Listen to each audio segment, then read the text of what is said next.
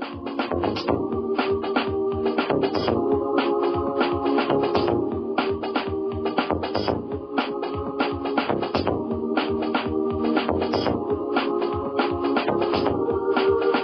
to the What Really Happened radio show. Putting America first, second, and third. Here is your host, Michael Rivero. And aloha, America. Welcome to our show. It's Friday, June 7th, 2013. Boy, do we have a lot to talk about today. The phone lines are open, 800-313-9443, 800-313-9443. Sam is sitting in our control room today, twiddling the dials, keeping us out of trouble, feeding the giant mutant hamster in that wire wheel that generates the electricity to keep RBN going, and he'll be answering the phone when you call on in. Now, we all know earlier in the week, Americans were shocked with the final confirmation of what we in the independent media have been telling you for years. The National Security Agency has been monitoring every single phone call in America. It was exposed when the British press ran a story confirming that Verizon was routinely turning over all of this call information to the NSA. We may presume that the other carriers are doing exactly the same thing. Nobody wants to admit it because it's going to be bad for their business. And it was followed by the revelation that was breaking late yesterday that the main social media providers, internet service providers, were also part of this monitoring effort. And the NSA has direct computer links into the servers for companies like Facebook and Google and Microsoft and the rest of it, where if you're typing over the web, the NSA is watching it as you type it. It's real timing what you're doing on the net. And this is a huge shock and a huge scandal. Yahoo is involved. And it is just, hey, Big Brother is there. They are literally watching everything you're doing. They're listening to everything that you're doing. They've got back doors into the entire system so they can spy on you, and all of it is unconstitutional.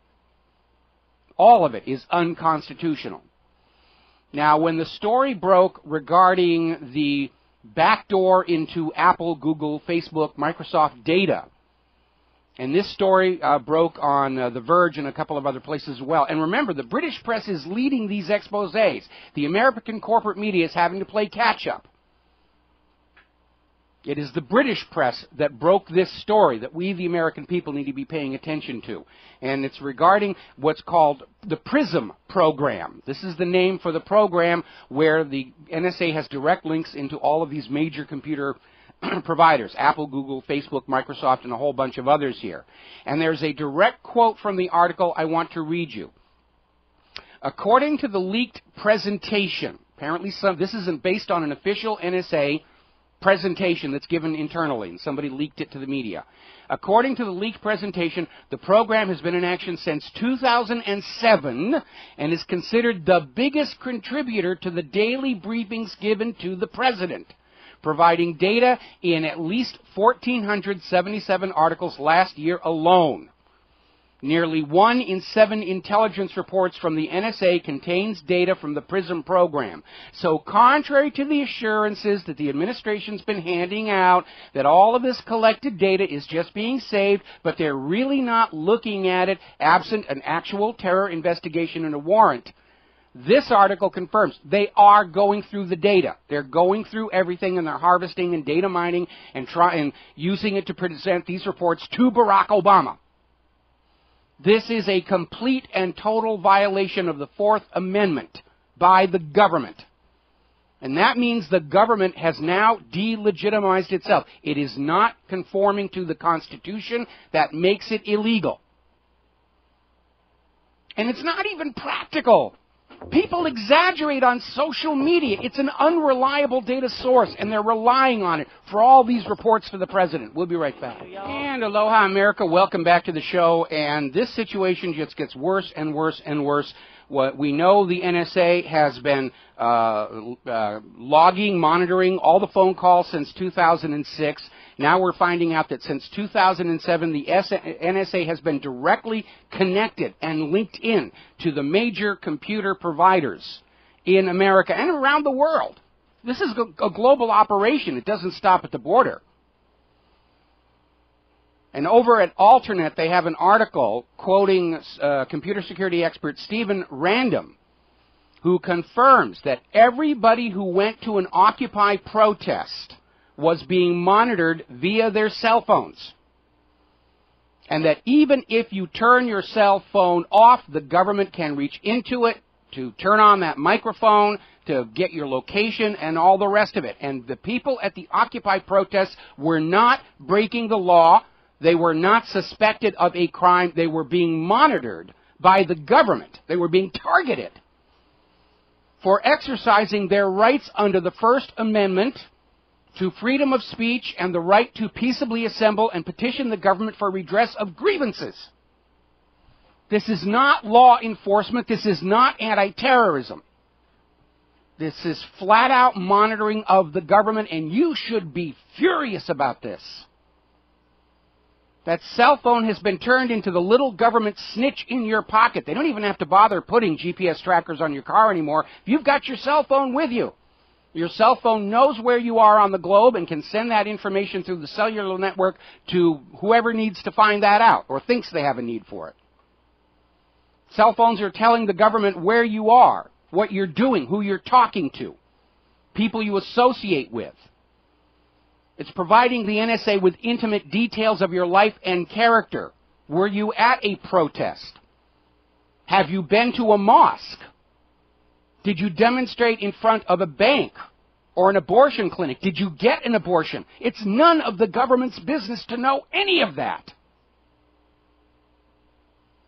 Now we're getting a story that the NSA's computers are tied into all of the credit card companies, so they can real-time your credit card purchases. Boy, is this going to kneecap the online porn industry. This is completely unreasonable, completely tyrannical for the government to be doing this. Now, the companies that were named in this latest expose regarding PRISM are already trying to say, no, we have no idea this is going on. They need to protect their client base. People are going to start cutting off from all these social media services, and well, they should.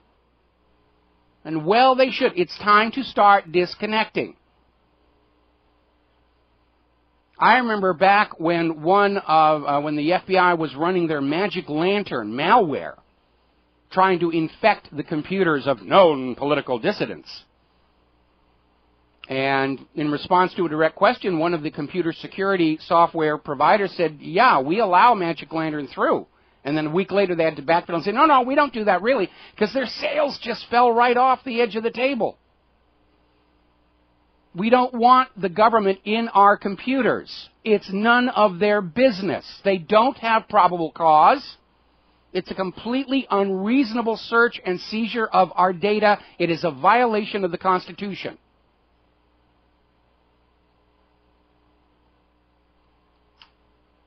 Now, the Director of National Intelligence, James Clapper, back in March, told Congress the NSA is not conducting surveillance on American citizens. He told Congress that. He flat out lied. We know the NSA has been doing just that, conducting surveillance on ordinary, law-abiding American citizens since 2006 for their phone calls and 2007 for all their computer data. Now, of course, Clapper is out there saying, how dare the public know about this? How dare somebody leak the secret here and the fact that we're keeping an eye on everybody? America's security will suffer. No, what's going to suffer is the security of the government. And you need to remember something here, people. The United States of America is not Washington, D.C. It's 330 million doctors, bakers, carpenters, teachers, bricklayers, cashiers. That's America. That's the United States. We the people, through the Constitution, that original contract with America, we allow the government to manage the nation for the benefit of the nation and for the benefit of we the people. But it is a contract, and there are rules in there the government must follow. And if the government does not want to follow the rules of that Constitution, the honorable and legal and moral thing to do is to resign. If you don't want the job the way the job is offered to you, quit. Walk away. Find a useful job. If the government is not obeying the restrictions of the Constitution on which its authority is based, then it's not a legal government any longer. It has delegitimized itself. Back in the 1970s, when the COINTELPRO scandal was made public, the U.S. government hovered on the edge of illegitimacy. And Congress had to act and slap down the FBI and say, oh, no, no, no, this will never happen again. Obviously, that Congress was lying to you. This scandal goes way, way beyond COINTELPRO. COINTELPRO targeted law-abiding citizens engaged in First Amendment-protected activities, but it was limited in scope. This thing is global, not just the United States. This system is set up to monitor computer traffic all over planet Earth. Now, of course, government insiders they're circling the wagons. They're trying to explain this away and say, it's no big deal. Dianne Feinstein is out there saying, well, because the Foreign Intelligence Service Court issued these orders for the information, that makes it lawful. And we should all just shut up and go back to our slave pens. And they're hammering this thing that they're just saving the data and they're not looking at it without a warrant or due process. And that, therefore, this is not really a violation of the Fourth Amendment. Now, that's kind of like a burglar who breaks into your home and steals your TV and jewelry, but says it isn't really a crime until he actually sells your valuables to a fence or trades them for drugs. How many of you out there are going to buy that one?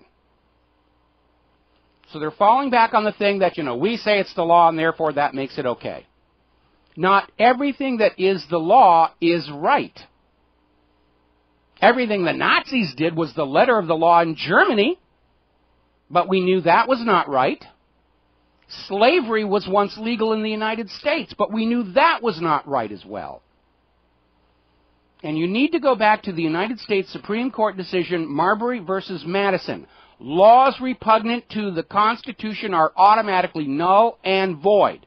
That means any rulings by the Foreign Intelligence Service Court that affect Americans inside the U.S. borders, that violate the Constitution, are automatically rendered moot. They can't simply say, we declare this. And I'd like to remind everybody about that first word, foreign. The Foreign Intelligence Service Act granted a mandate to monitor communications originating or ending outside the United States of America. Not my call down to Pizza Hut last night. That's none of the government's business that I ordered a Super Supreme on a hand-tossed crust. And they're spending your tax money to make a record of the fact that I ordered a Super Supreme pizza on a hand-tossed crust. Talk about a waste of tax money. Look at that huge data center they've got in Utah. How much electricity does that draw? How much greenhouse gases are pouring into the atmosphere from that yottabyte storage facility? Yottabyte is a septillion bytes. They don't even have a word for the next larger size of storage. And this pathetic claim that the calls themselves are not being recorded, coming from the same government that assured you all that Saddam Hussein had nuclear weapons, it's unbelievable. If they're not saving the content of the calls itself, the metadata will not reveal if they're looking at a real terrorist link or a wrong number. The entire data from the phone surveillance is unreliable and undependable unless they've got the content as well. And in that Washington Post report on PRISM, they're openly reporting content such as the actual text of emails, photos, instant messages, and videos are being saved and used to prepare those briefings for the president. So they're lying to you again. Ms. Feinstein, your pants are on fire. Let's bring marshmallows. Now, the White House is defending the monitoring of millions of phone calls and emails and the rest of that stuff. Can almost imagine what they're doing. Obama's in there saying, all right, who are we monitoring now? And his NSA guy says, well, it's a terror front group called Fifi's Phone Fantasies. And Obama says, you're right. A name like that, they just have to be plotting to blow up something big. NSA says, you're correct, sir, and I'm pleased to report the men under my command are pounding hard on this project, working long hours into the night, every night, day after day after day, week after week after week. And Obama says, I get it, I get it. Tell the boys for me, good job, and keep it up. Now, Obama just had his little press conference in California, a little bit of an embarrassment. His talking points weren't on the podium, and he just sort of stood there looking numb for a while. More about that when we come back from these words. And aloha, America. Welcome back to the show. Now, President Obama is in California, ostensibly to talk about California's implementation of Obamacare and to meet the president of China, who has flown in to meet him there. And he, of course, was being asked about this spy scandal. And he came out and he said, well, you know, all this recording of all your phone calls and all your computer, it's just a modest encroachment on your privacy. And it's just, the fuss is just hype. That's the word he used. It's just hype. And then he went on to say, really, you've got to go along with the government watching everything you do because it's the only way that America's going to be protected from terrorism. Didn't stop the Boston bombing there, Barack. And that's going to put you in between, you know, a rock and a hard place on that one. Because either the Boston bombing was a staged event, which is what the evidence seems to suggest, or you're going to have to admit to the United States taxpayer that this whole multi-billion-dollar spy system is a complete and total failure. It did not, in fact, stop an act of terror. And you can't say we need to do more because you're already doing it all. Phone calls, text messages, emails, our private videos and photos we're sending to each other. And with all that data that you have been collecting since 2006, you couldn't stop the Boston bombing. Epic fail. Or the Boston bombing was a staged government operation to get us all afraid of terrorists and ready to hate the people that we need to invade next week. It's one or the other. I'll even let you choose. But there is no other explanation regarding Boston. Now, while Obama was on his little rant about modest encroachments, and it's all hype and really, real Americans don't mind being watched by the government. Yeah, we do. I have this little voice stress analyzer. I got it many, many years ago from the Sharper Image. For some reason, they aren't available to U.S. citizens any longer. And I put it next to the TV while Obama was talking. Did not get out of the red. And so I think floodgate, all of these scandals rising around him, he's feeling the pressure. He's definitely feeling the pressure on that. Probably going to have to double up on his SSRIs. Now, amazingly enough, back in 2007, when it was the Bush administration being scandalized by an earlier version of the NSA We Gotta Grab It All program, Obama got up there on the campaign trail and absolutely assured that when he became president, he was going to strike a balance between the need to oppose terrorist activity and protection of the rights of the American citizens. Direct quote from Barack Obama in 2007. Quote, that means no more illegal wiretapping of American citizens, no more national security letters to spy on citizens who are not suspected of a crime, no more tracking citizens who do nothing but protest a misguided war, no more ignoring the law when it is inconvenient. That's what Obama said back in 2007. And today, it's a different tune entirely. We have to watch you all to keep you safe from the terrorists. Didn't work in Boston. And we know that all the terrorists being waved at us, they're all phonies. Adam Gadon, the American Al-Qaeda. He's really Adam Perlman, grandson of one of the founding directors of the ADL itself. Yusuf al-Khattab, who ran the Revolution Muslim website out of Brooklyn. His real name is Joseph Cohen. It's all theater.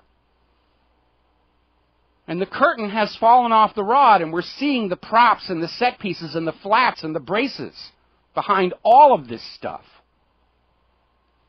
Now, yesterday when the story of PRISM broke, the New York Times ran it with the comment that the Obama administration has lost all credibility as a result of all these recently released scandals.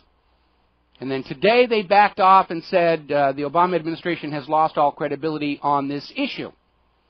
Now, the New York Times are a bunch of pussies, and they had it right the first time. The Obama administration, the federal government as a whole, has lost all credibility. You can't take anything they say at face value, whether it's Saddam's weapons of mass destruction, torpedoes in the Gulf of Tonkin, Spanish mine in Havana Harbor. And no, we won't peek into your data without a really good reason now that we've spent a few $1 billion collecting it.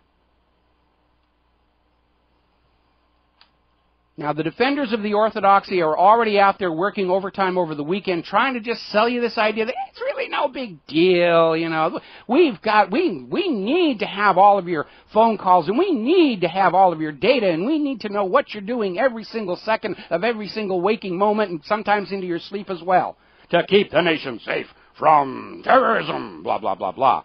And over at Foreign Policy Journal, they're writing this story about why the NSA needs your phone calls, and it's a piece that's out there trying to convince America, no, really, this is a good thing. This is for your benefit. No, it isn't. No, it isn't. This is the sign of a government that has gone totally paranoid. It is terrified of its own people. It is tyranny.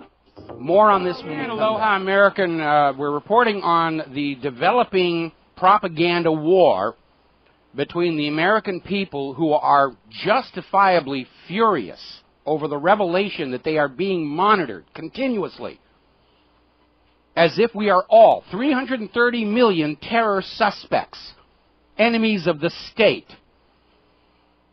And the media assets of the establishment are out there trying to put out this brush fire. And everything they do is just adding gasoline to it. So we're talking about this article over at foreignpolicy.com, where they're out there saying, really, the NSA needs all your phone calls, and the Foreign Intelligence Service Court authorized it, so it's lawful, and you should just go along with that.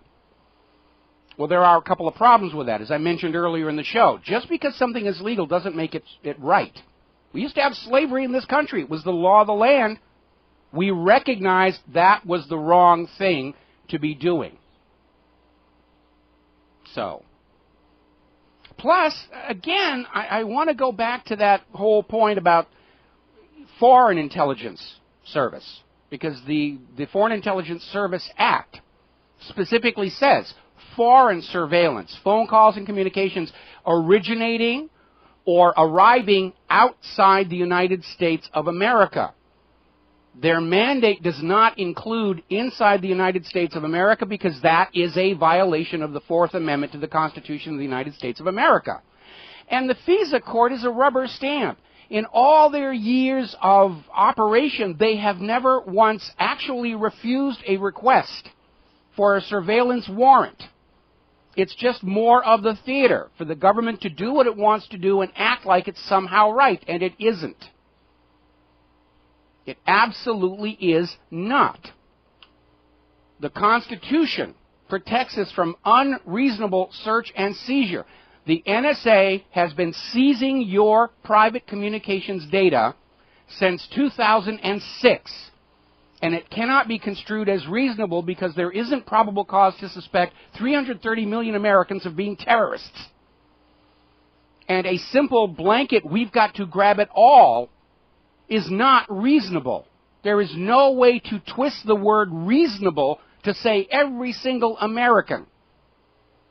The mailman, the guy fixing the gas meter, the guy pumping gas at the gas station, are somehow suspect automatically. It is completely unreasonable.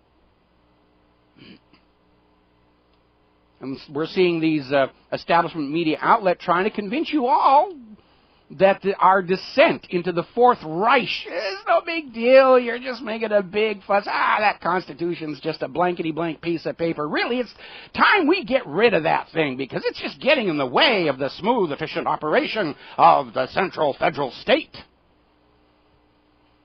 So if Washington, D.C. wants to toss the Constitution in the shredder, let them, because that is the legal foundation for their authority over the American people. If there is no Constitution, there is no federal government. If there's no Constitution, there's no Congress. If there's no Constitution, there's no White House. We can redevelop that square piece of land over there, make it go condo or something. A lot of cool museums there. Let's turn it into an educational center or something useful for a change. And again, back to Marbury versus Madison, and you need to keep this in mind. For everybody who's going to say, well, it's the letter of the law and you just have to go along with it. No, we don't. The United States Supreme Court ruled laws repugnant to the Constitution are automatically null and void. We don't have to go along with the law and wait for some Supreme Court to say, oh yeah, we don't think that's constitutional and therefore we're going to strike it down. Unconstitutional laws are dead on arrival the moment they are signed, and we are not obligated to obey those laws. And as I said before, just because something is the law doesn't mean it's the right thing. Laws have covered a lot of bad activity. Look at all the laws they passed to allow torture of prisoners of war, many of whom we know were innocent.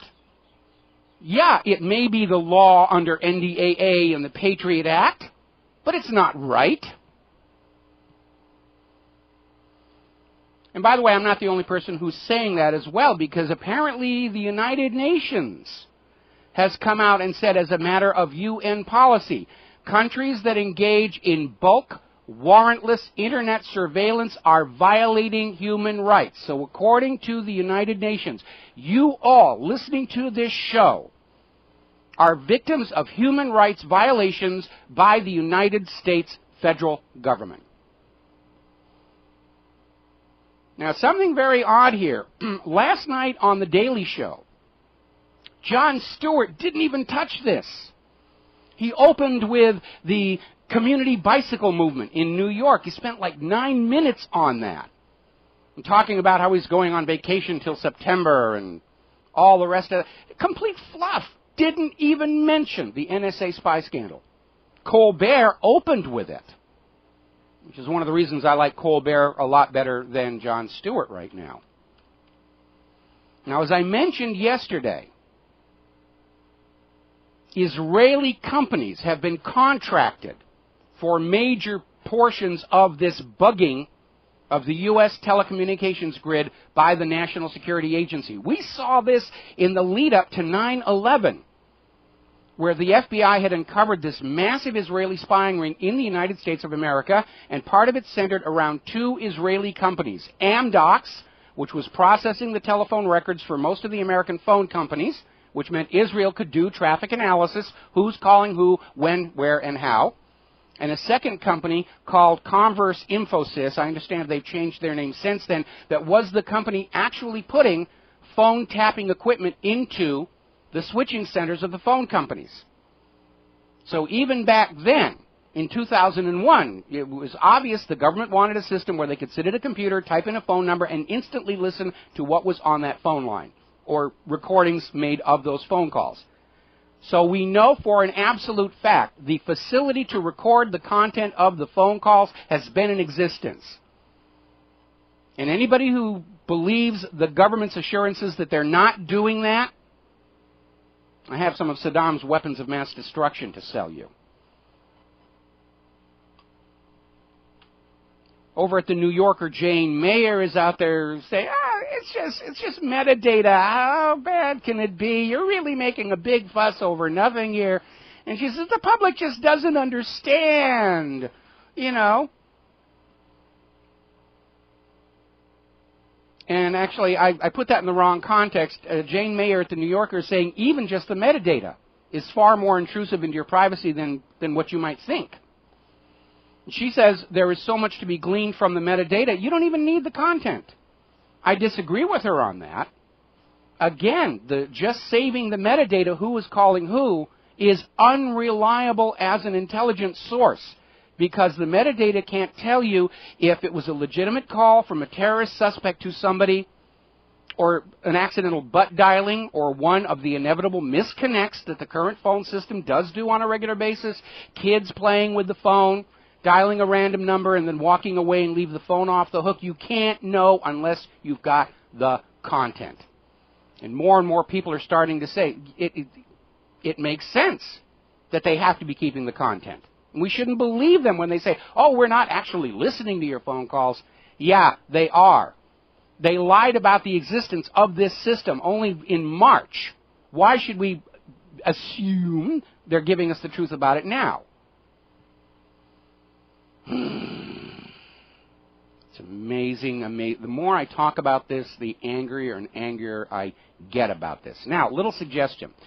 Since Muslims are by default pretty much on all the terror watch lists right now, every Muslim listening to my show, you ought to spend each day dialing some random telephone numbers. Or even better, members of Congress, members of the NSA. Jam up the system that way. If they're not saving the content of the calls, you're going to leave an evidence trail that's going to compromise some of these people. And for that reason, for that possibility, yeah, they are saving the content. There's no way they're not saving the content. There's no way it's just Verizon. Glenn Greenwald, and this is being reported over at Piers Morgan blog, is saying that this system is set up to literally destroy privacy and anonymity, not just in the United States, but around the world. It is a global surveillance system. Rand Paul has gone even further, saying that George Orwell's 1984 has arrived. The total surveillance state, one nation under surveillance. They're going to have to change the Pledge of Allegiance here. The government, since 2006, using 9/11 as their excuse, has been putting backdoors into all communications equipment and software. They're grabbing everything and saving it so they can use it against you. Even if it's innocuous stuff, come back and say, oh, we've got records you've been calling this dial-a-porn line. If you don't become an informant for us, we'll leak this information to your wife. It was a tactic commonly used under the old Soviet Union. How much of your equipment is compromised by the NSA? Remember back in 1999, Microsoft put out a version of Windows to their beta testers that did not have the symbol table stripped out, and discovered that in Microsoft's encryption infrastructure, there were not one, but two keys that could decode all traffic, one of which was labeled the NSA key. Now, all new cell phones have GPS.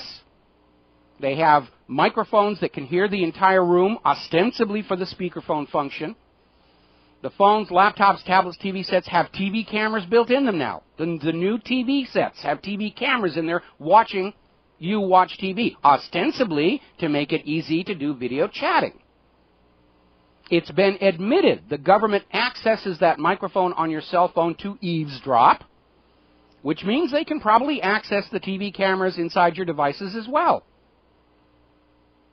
Remember that scandal where in that school where the school administrators were using the internal cameras on the student laptops to watch them at home in their bedrooms, possibly while undressed and engaged in private activities?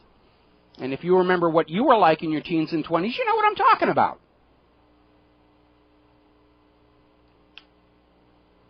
Cars are now equipped with computers that keep a record of your driving, ostensibly to lower your insurance rates if you're a careful driver, and providing evidence in a contested accident. Does the government have a backdoor into that data to know where you're going via the cell network? The assumption is, yeah, now they've got it all.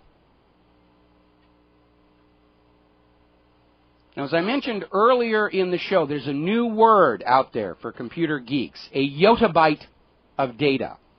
It's a septillion bytes. That is the estimated size of the systems that they're building into that giant data farm up in Utah. They don't even have a word for the next bigger byte of data. It was, kilobyte, megabyte, gigabyte, terabyte. Now they're up to yottabytes. They're saving everything.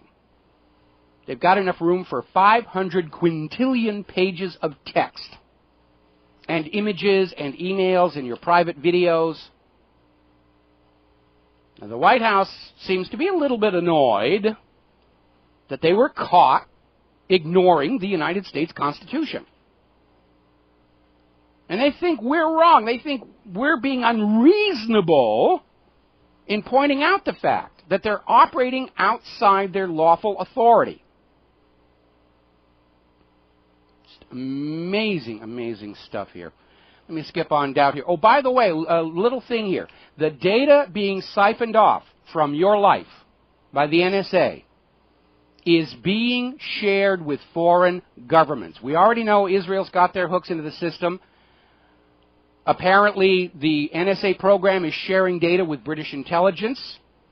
We now got this story over here from the Daily Mail saying that, yeah, Britons are being spied on in exactly the same way. Phone records, online data, gleaned by the U.S. government is being given to British intelligence services. I have an idea. Everybody needs to copyright all of your private emails, photos, videos. When the NSA steals them from you, which is what it is, they're stealing your data, and they share it with foreign governments, we can prosecute the NSA for running a pirate website. And all those copyright laws that the Motion Picture Association of America and the Recording Industry Association of America use to come down on those gosh darn pirate music and pirate video sites, we can use it against the NSA. And by the way, you don't have to actually file a piece of paper with the Library of Congress. Under the current copyright law, all you have to do is say, this is copyrighted. And the copyright is in effect. The registration of copyrights is to arbitrate multiple claims of original authorship.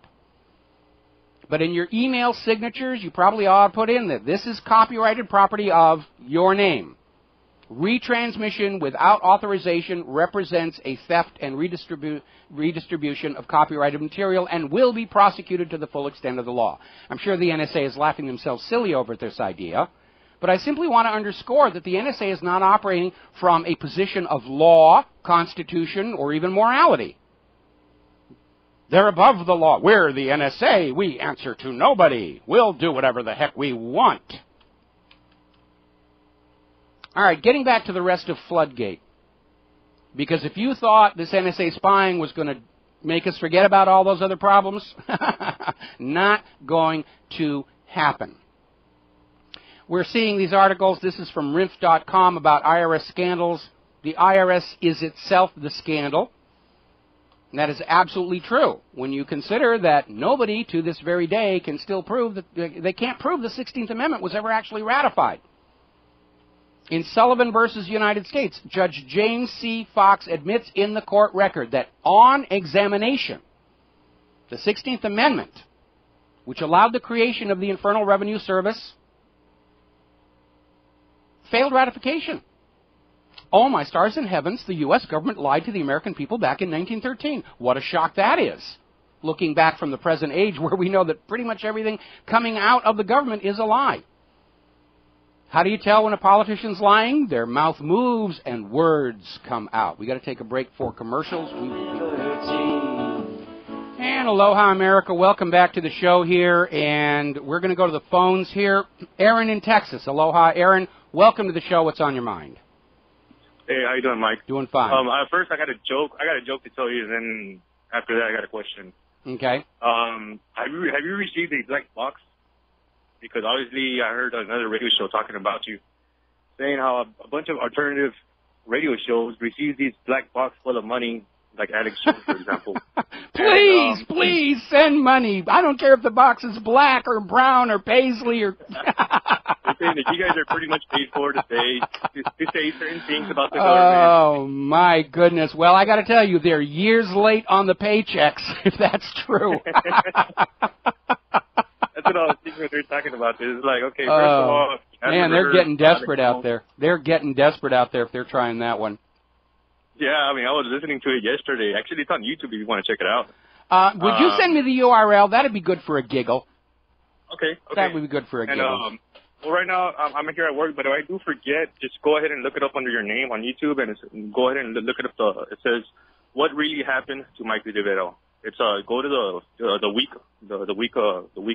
videos, weekly videos, and you'll find it. It says what really happened to Michael Rivero. And you'll hear it about these guys talking about you know, just like Alex Jones and everybody start talking about you. And, you know, yeah. he received a black box, and he only says certain things about the government, but he really doesn't say the whole truth, and that's just the way it works. And Oh, man, they're getting desperate. They're getting desperate. Yeah. Oh, boy. Next they'll say I'm the product of a space alien's genetic experiment or something. Yeah, and my question to you was, you know how the government, they've been corrupted back since 1913, as you were mentioning. Well, they were probably corrupted before that as well. It's just gotten to be, LD50 at this point. A lot of questions I get from people when I start telling them about this information of the Israeli control over the United States and British, and people tell me, well, what can we do about it? I mean, if they've been doing it since way back, since the way you're telling me, what difference would it make now if they're still doing it to this day? I mean, has there been change? I mean, as you know, the elections are fraud. I mean, they are, but I think the answer to your question, I'm sorry to cut you off, but we're coming up on station identification here. The answer is, as the American people become more informed and they start getting angry, they are less and less liable to be the victims of government propaganda. And we know that the original plan for the invasion and conquest of the Middle East was supposed to end in 2008. And it's 2013 now. So at the very least we can say we have managed to delay and hold off this war agenda for a few years at this point. So we're having an effect. There's no question we're having an effect. And this scandal where the NSA has been maintaining total, complete surveillance on every single American, that's waking a lot of people up. And, you know, a lot of people were saying, oh, what can I do? I don't care. It doesn't affect me. Wrong. It does affect you. Everybody in America is hit directly by this scandal. Got to take station identification. We'll be America. Right, welcome back to the show. And one of our listeners just sent in a wonderful suggestion, and that is we should take all the phone numbers of the NSA leadership, all members of Congress, the Obama White House, everybody we can find, and sell them to the telemarketers. Thousands and thousands of calls, you know, about awnings and timeshare condos. And if the NSA really isn't saving the content of the phone, they're going to be scratching their head and say, you know, why are all these members of our government getting all these calls from outside the country? Because that's how telemarketers get around the no-call list, is they move their call centers to other countries. And so you're going to have this flood of phone calls coming in from these telemarketers to all members of Congress and the NSA and the FBI and the rest of it. And the NSA is going to be, I wonder what this means. All righty. Getting back to the Internal Revenue Service, the corporate media right now is focusing on the scandal about the lavish spending. The Internal Revenue Service loves to spoil their tax collector thugs in order to reinforce that, yes, you are doing the right thing, going out and stealing money from the American people. It may not be legal, it may not be constitutional, but we're going to give you a really good time in these luxury hotels out there in Disneyland and throw parties for you and give you all sorts of free goodies just so you can reassure yourself you're doing the right thing. But I want to caution everybody.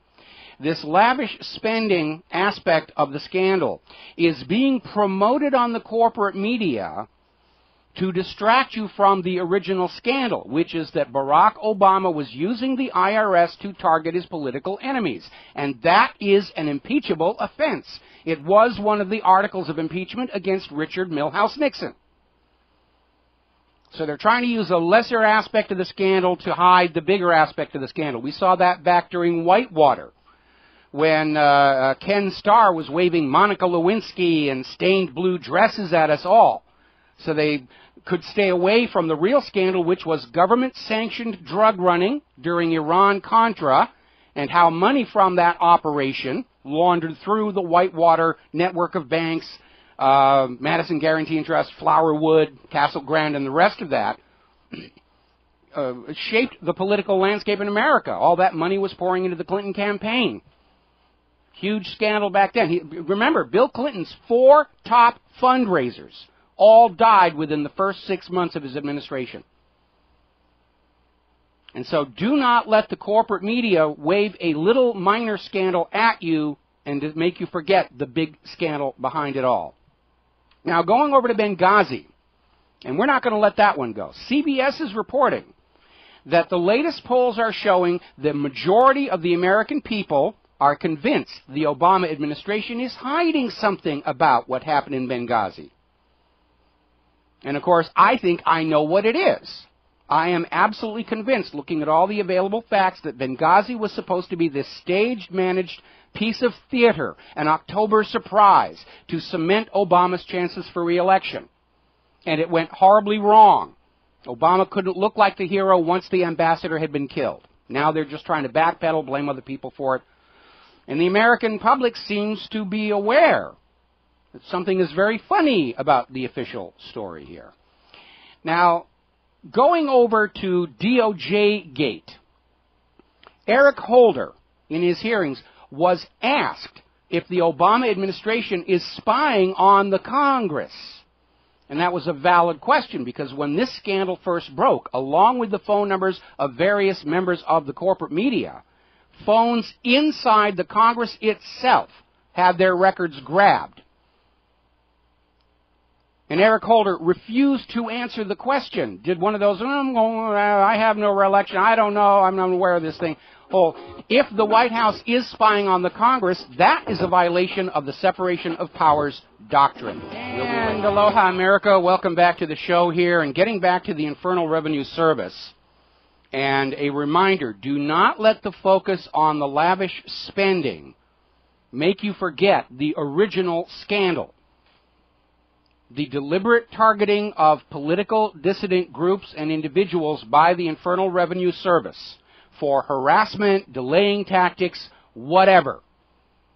It goes beyond simply denying or delaying 501c4 status for Tea Party and Occupy groups. Now we know that Republican donors were being hit with gratuitous audits. And that is the real scandal. The lavish spending, that's a minor side issue, and it's being waved around as a distraction. Over at CBS in Washington, D.C., two of the Internal Revenue Service agents working in that Cincinnati office where this all broke through have now gone on the record saying that IRS higher-ups, officials in Washington, D.C. itself were directing the targeting of conservative political groups when they applied for tax-exempt status. Now, nobody inside the IRS is going to do something like that, knowing that it is illegal, knowing that it is a scandal, unless they themselves were ordered from above. So we're back to that question, what did the president know and when did he know it? I do not accept for a single second that the IRS officials would take it upon themselves to conduct such an obviously politically biased harassment campaign, absent a direct order from the White House itself. Now, over at 12160, they've got an interesting story about Laura Ingraham, who's now saying, well, maybe we shouldn't have laughed at, civil libertarians and when they warned us about the Patriot Act. And by the way, I'm getting a lot of that from my circle of friends and associates here where they're saying, boy, 20 years ago we thought you were a real nutcase. Turns out you were right. Yeah, we tried to warn you. We really did. I imagine the corporate media attitude right now is, we're not all that annoyed about the NSA monitoring everything that we do, but, having to admit those wacko tinfoil conspiracy types were right all along, that's really annoying. Anyway. Alrighty, we're going to talk a little bit about Syria. By the way, program note, Claire is going to be with us in the third hour today. I know she skipped last week, but she's going to be back with us today. We got the microphone already set up, and she's good to go on that, joining us for the third hour. Over in the Mideast, we're seeing this article out from Gilad Atzmon. How Israel is losing the battle with regard to Syria. Now, Israel is not officially supposed to be involved in this. We know they're covertly involved with the hired mercenary army. We know that they have been conducting incursions into Syria across the Golan, trying to provoke something that is going to help escalate this situation into an all-out invasion. And ever since Syria took back some major cities and the border crossing to Israel, we're seeing all this screaming all over the world, we've got to invade Syria now, we've got to do it now, because their hired mercenary army, after 2.5 years, has utterly failed to bring down Assad's government. And right now, internal polls inside Syria are saying there's only about 10% of the Syrian population that are on the side of this hired mercenary army, and that's, of course, including people who are on the payroll for that hired mercenary army. But this article is pointing out that where here in the United States of America, our government is under the control of AIPAC, they have the same problem over in Britain and France. In Britain, it's the ultra-Zionist CFI, the Conservative Friends of Israel, that's bribing their legislators and calling the shots there. 80% of Britain's conservative members of parliaments are members of that pro-Israel lobby. In France, the entire political system has been hijacked by the CRIF. And the reason the Israeli lobby is pushing for that invasion is because they still want Iran to be attacked. They want the U.S. and France and Britain to do it for them. If Syria succeeds in ejecting the hired mercenary army, it's game over, especially because of what's going on in Turkey right now. They may lose that front. In fact, it already looks like they're getting ready to maybe switch over and use Jordan as the launch-off point for the invasion of Syria. Of course, John McCain is out there screaming, Syria needs decisive action, and he's out there saying, Obama shouldn't wait anymore. We've got to send the troops in now. And my response to Mr. McCain is, here's your rifle, John. Here's your parachute. We ran out of that desert camo, but here's a bright orange jumpsuit left over from Abu Ghraib. You watch your head climbing into that transport plane. We'll call Assad and tell him you are on your way to kick his butt all by yourself. But after that whopper you all told us about Saddam's weapons of mass destruction, you will forgive we the people if we sit this one out and keep our children safe at home. And by the way, Mr. McCain, no more wet starts on the flight deck, okay? Now, with Turkey dealing with its own internal crisis right now, and the very real possibility that Erdogan's government is on the way out, the focus for the incursion into Syria is shifting southward, into the Golan, into that whole area. And it's complicated by the fact that the Austrians, who were peacekeepers, UN peacekeepers in the Golan, their time is up. They're getting ready to go home. Interestingly enough, Putin has offered to use Russian troops to replace Austria in the Golan area, and Claire's going to have an update on that story as well.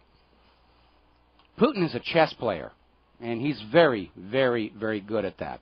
Russia has now deployed a permanent naval unit to the Mediterranean Sea, consisting of 16 warships and 3 ship-based helicopters.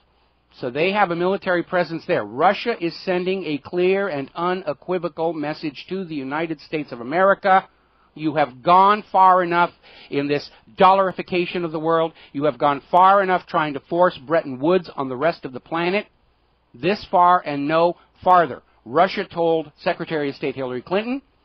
Russia has told our current Secretary of State John Kerry, when the U.S. goes into Syria and or Iran, Russia will turn them into the new Vietnam and grind the United States down to ruin in a war of attrition. Russia can do it.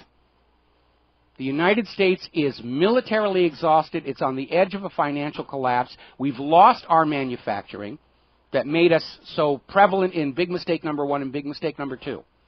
We're not the same nation that was the game changer in the first 2 world wars. Israel is preparing for war with Syria, claiming that Syrians are coming across the Golan now. Always with Israel. It's the other guy's fault. They made us do it, Mommy.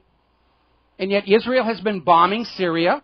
They've been sending troops across to Syria. There was a video on Fox News showing IDF troops with armored vehicles returning from Syria into the Golan. And we know Israel's getting ready to do something because there's sort of a pattern that we see repeat over and over and over again. Anytime Israel's about to crank up a new war for your children to die in, they'll start flooding the media with anti-Semitism and Jew hatred and we're the victims and feel sorry for us and Hitler and Nazi and Holocaust and all the rest of that stuff. And so now it's kind of weird. We have the ADL is out there sharply criticizing the Al-Qaeda magazine Inspire, because it's spreading anti-Semitism. And of course it's a joke. Inspire is a propaganda front that was created so that Israel can point to them and say, see, there's a terror threat. They're bad people. You've got to hate them. And we know Inspire is a fraud because on their issue number 10, they featured Adam Gadon, the American Al-Qaeda, on the front cover. And he is a known fake.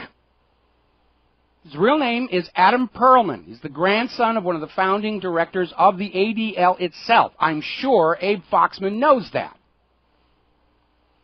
So the ADL is trying to wag anti-Semitism at us and try and rebuild the legitimacy of this propaganda front, Inspire. It's just another fraud. It's all theater to trick you into hating the people that you're supposed to hate and not feeling sorry for the people who are actually the victims of all these invasions and oppressions. Now, over at the Daily Mail, Peter Hitchens is out there saying it's time to face up to facts. Western powers set Syria ablaze with this hired mercenary army in an attempt to stage a coup d'etat against Assad, and by threatening direct military intervention. Now they're hurling in explosives. They're making the situation worse. None of this is for the benefit of the Syrian people. Their country is being destroyed, bit by bit.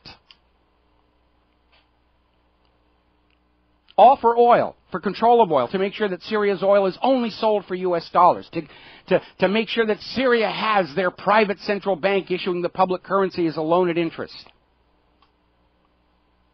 Now, as I mentioned before, it looks like with Turkey descending into serious possible revolution, possibly even a military coup d'etat, the focus is shifting from Turkey as the front for the invasion of Syria down to Jordan. And we got a little indicator earlier today because apparently the Jordan government has issued a warning to Syria's ambassador that if he doesn't stop insulting the kingdom, he will be declared persona non grata and kicked out. So it looks like Jordan is the understudy to Turkey for the invasion of Syria. They're still going to push this thing forward. Could happen any day. Obama needs something to distract from Floodgate. Hello, America. Welcome back to the show. And looking at the corporate media, of course, the spin coming out of Washington, D.C. over this revelation of NSA spying on the phone calls, computer data, texts, emails, photos, videos of every single American is to scream how dangerous and reckless and illegal it was to leak this information out. And absolutely no mention of the fact that this NSA spy program against the American people is a complete violation of the Constitution, namely the Fourth Amendment. The government has delegitimized itself. And all they can think of is, who do we blame for this? They're the bad people. The whistleblowers are the bad people. The independent media, those bloggers, they're the bad people. They're spoiling the party for all of the money junkies. That can't be allowed to stand. And the more they scream and cry and try and deflect blame for themselves, the more obvious it is they got something to hide. They know they are in trouble. And again, back in the 1970s, when the COINTELPRO scandal broke into the public eye, the American people seriously questioned the legitimacy of the federal government. And Congress had to have hearings, and they had to own up to it and say, yeah, we were doing this. And we know it's not American and it's not constitutional, but we'll be good and we'll never do it again. Which tells you what Congress's word is worth on this. This scandal is far worse. COINTELPRO targeted individual dissidents for surveillance, spying, disruption, outright frame-ups, assassinations in a few cases. But it was a very small subset of the American people who were targeted by COINTELPRO. This NSA spying hits every single person in this country. Every one of you listening to my broadcast right this second. Since 2006, every phone call you've made, every email you have sent, every picture you clicked on your cell phone and shared with your friends and relatives, every video you took, every text message, every bit of it your location, where you were going, where you were standing, has been captured by the National Security Agency to prepare reports for the president and provide information to the government. Why? Are you all 330 million Americans terrorist suspects? No, of course you're not. It's about suppressing dissent.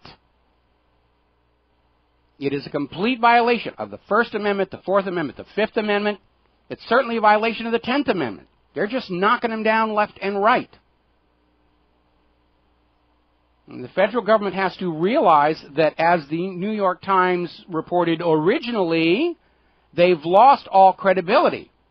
And I would add legitimacy. At this point, the inescapable conclusion is the federal government went rogue, they went off the Constitution, and they're no longer the legal government.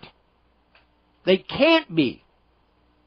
When they exceed the authority granted to them by the Constitution, when they refuse to obey the law of the land themselves, it's not a legal government anymore.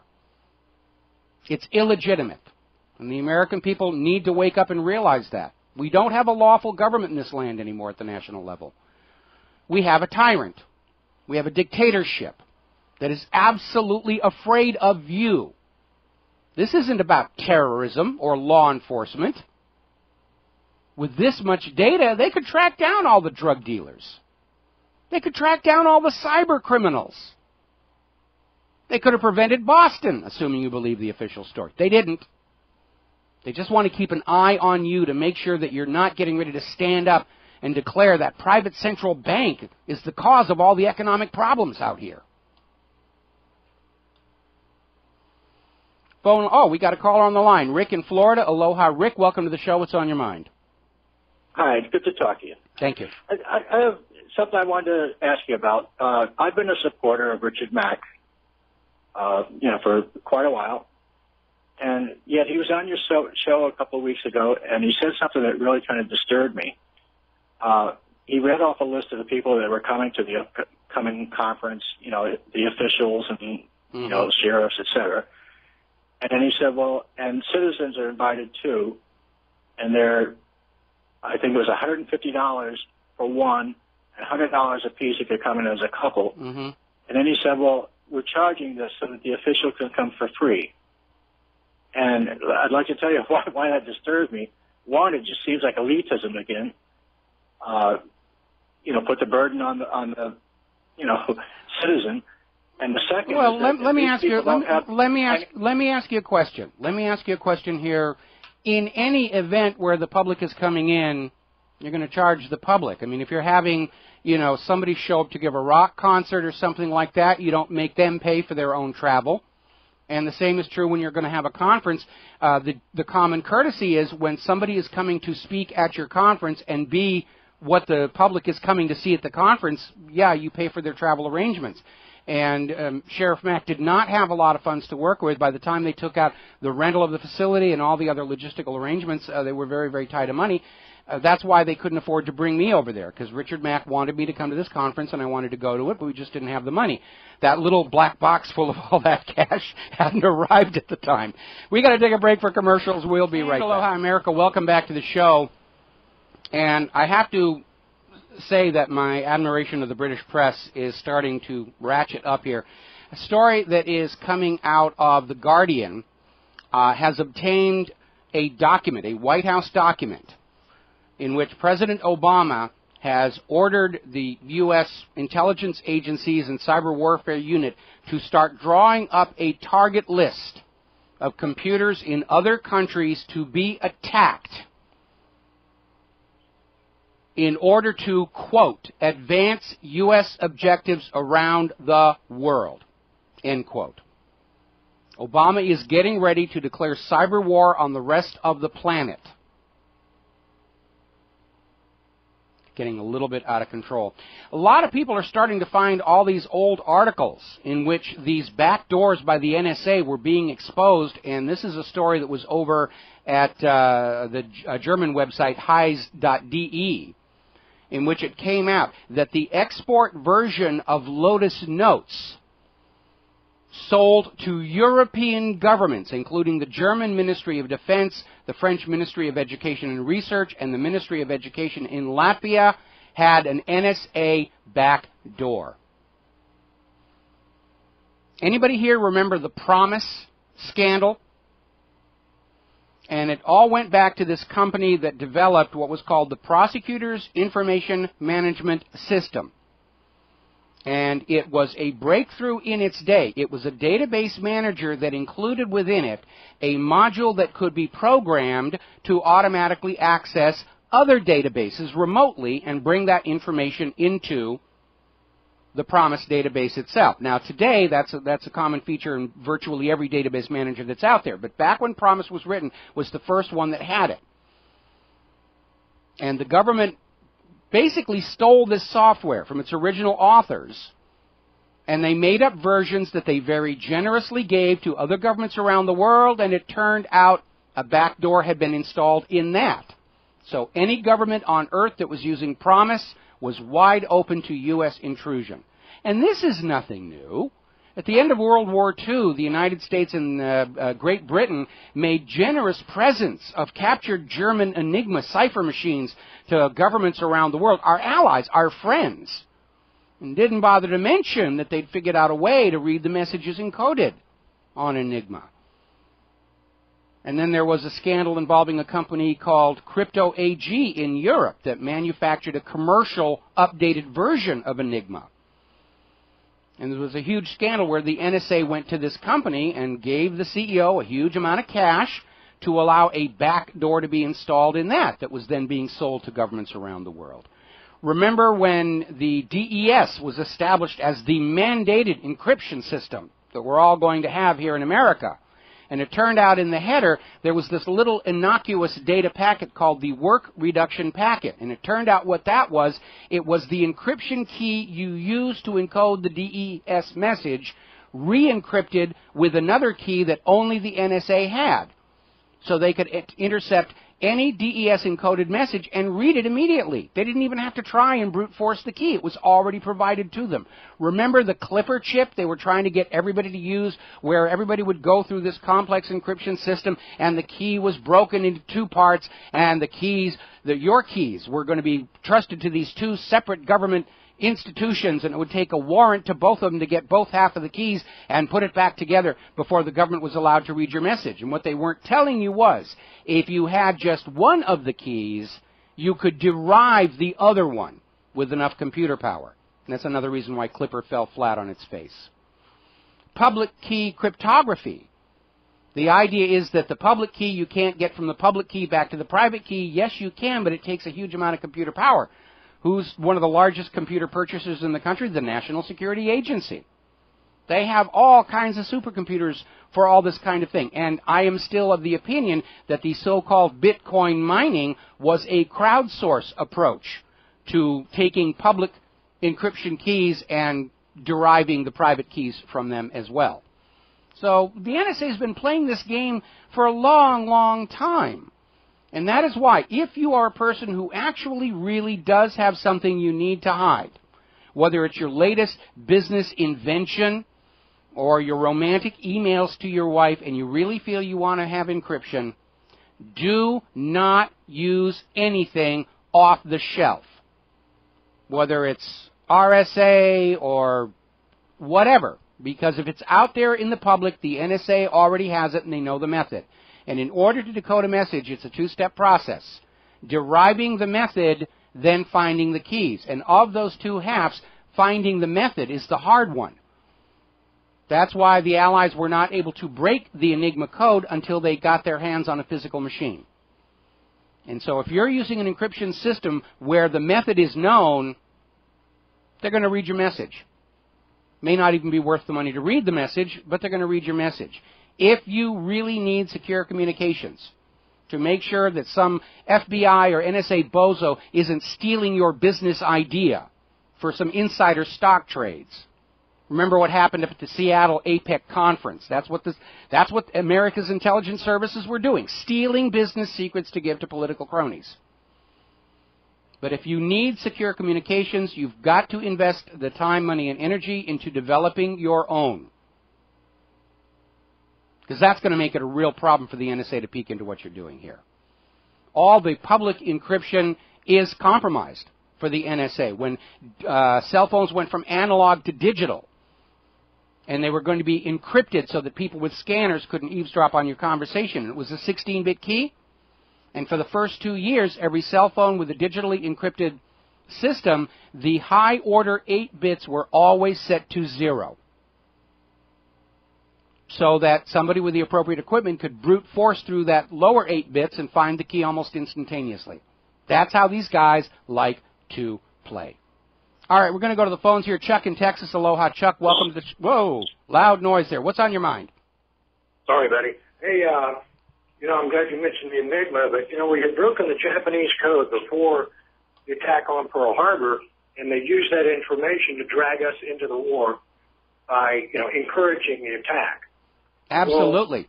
Well, they didn't just encourage it. They didn't just encourage it. Roosevelt followed an 8-step plan created by Office of Naval Intelligence Lieutenant Commander Arthur H. McCollum to goad Japan into the attack because that was his back door into getting America into the war against Germany. Absolutely. But now this is another case where if they've had this information for this long, this shows the fallacy of the war on drugs. And again, they're using the information that they've got against the American people. They're keeping they could wipe out the drug lords instantly if they've had this information that long. Certainly the ones inside the United States, they could track down all those people pouring Viagra ads into our mailboxes. They could have done all those things. They're not interested in stopping crime because crime stimulates the economy. People buy locks. People buy security software for their computers. And, DEA and police departments justify their budgets with the war on drugs. If the drug problem went away, they'd all have to get real jobs.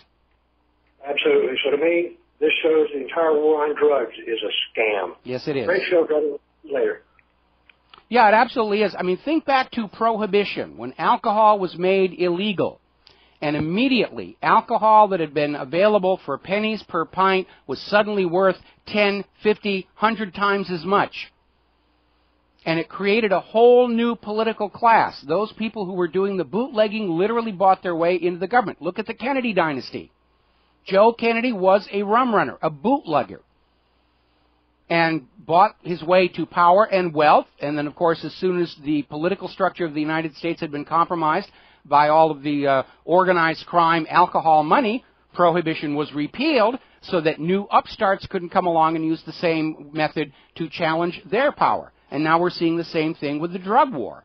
And once the new drug-based political establishment is securely in place, they'll repeal drug prohibition so that drugs are no longer profitable and they'll be safe in their new halls of power, safe from competition, safe from challenges. It's the politics of contraband. And that's exactly why things are made illegal, to make them more profitable for those who traffic in them. Our government traffics in drugs, they always have. Heroin coming back from Vietnam, cocaine from South America, and it's profitable for them to do that only because here in the United States there are laws saying you can't have this. You can't go down to the pharmacy and buy this stuff cheaply. You can't grow it in your backyards, but we, the CIA, will sell it to you through our various agents like Freeway Ricky Ross in Los Angeles. As long as it's profitable, they'll go on doing it. By the way, little side note, trivia note. The Skull and Bones fraternity at Yale University, its official name is the Russell Trust. You know where the Russell family got their money? Opium. Makes you think about that. All righty. Now, getting back to the Middle East, the Palestinian activists are getting ready to organize a global demonstration to demand the liberation of Jerusalem and all Palestinian territories. Now, remember when the United States, the United Nations, first put forward the partition plan to carve off part of Palestine and give it to the Zionists, it did not include Jerusalem. And when Israel began conquering more and more Palestinian land and very clearly aiming for Jerusalem itself, the United Nations declared Jerusalem to be an international city and said all three religions must share it. There's a Jewish section, a Christian section, and an Islamic section. And Israel continues to try and block out the Muslims and take control of the entire city themselves, openly defying multiple United Nations resolutions. And so now these Palestinian activists are going to organize a global demonstration to call attention to the fact that Israel is simply trying to steal themselves another country. Now, in a blow to the U.S. agenda to try and gin up a war with China to get that gosh darned gold-backed yuan out of the way, North Korea has now reopened the hotline with the South. They're starting to talk. And they're starting to talk about reunification. No new Korean war to justify dragging China and the U.S. into conflict, which is why the U.S. and Japan are now making a big kerfuffle over those islands in the South China Sea. The U.S. needs a war with China. The only way they can take the world back to Bretton Woods is they have to destroy every competing currency to the U.S. dollar. And that means eventual war with China because of the gold yuan, just like they invaded Libya over the gold dinar, an eventual war with Russia because Russia dared to take control of their central bank to turn their public currency back into a public utility. Oh, those Russians, they can't be allowed to do that. They don't understand the way the world is supposed to work to serve the private central bankers. So we're going to take all of your children and throw them at the Russians' bayonets. All wars are bankers' wars. They've always been that way. And we're on the verge of another one. This campaign of war is all about private central banking and forcing the rest of the world to go back to using the U.S. dollar when the rest of the world does not want to use it any longer. Now, getting over to Turkey, things are getting very dicey over there. Apparently now the Turkish police are arresting people simply for posting Twitter messages in support of the protesters. Earlier in the week, they were arresting people who were using Twitter to organize more protests. Now they're arresting anybody who says, congratulations, we're with you, they're just rounding them all up. And Erdogan is out there screaming about how social media and Twitter, they're the problem there. They're causing all this woe. And what he's really saying is the same thing every other world leader and every major clergyman is saying right now. Their ability to rule the population through lies and fraud and propaganda is in jeopardy. It doesn't work any longer. They're desperate to drag the world back to the 1950s and 1960s, where politicians would tell the media what to say, the media would say it, and the people would have no choice but to believe what was going on. And those days are gone forever. And if you look at the reaction by the current power structures against the internet, the blogs, the independent media, it mirrors exactly the reaction of the power establishment in Gutenberg's day. When all of a sudden, what do you mean ordinary people can buy books and newspapers? What do you mean ordinary people can read opposing points of view? That can't be allowed to stand. And they tried to shut it down. They tried to limit it. They tried to control it. Do you know that the first person to translate the Bible into English was burned at the stake by the church, along with his translation? Because his translation revealed how various local churches were changing the Bible to suit whatever their particular agenda was. And when printing became available and Gutenberg put out his Bible, it became very obvious there were thousands of different versions of Bibles around there. They all can't be the revealed Word of God, and of course that set the stage for the standardization of the Bible in the King James Version, which didn't stop new versions from coming along like the Schofield Bible, which is the one that's out there selling how Christians around the world must always support Israel because they're the chosen people and they're the descendants of the biblical Hebrews. And it's a bunch of nonsense really here. Now, up in Bosnia, protesters have literally formed a blockade around the parliament. They're telling the politicians, you may not leave and go home until you start dealing with some of the problems that have hit Bosnia. What problems are those? Well, they're the same ones that any country with a private central bank issuing a public currency are going to lead to. And so they're demanding their government do something or risk being kicked out. Now, up in Germany, we were talking about these protesters marching against the European Central Bank. And the government of Germany sent in the police officers to just teach those protesters what for. You don't dare stand up to the private central banks. The police officers took off their helmets and joined the march. against the central bank. They know this is the cause of all of the economic disaster spreading across Europe and the United States.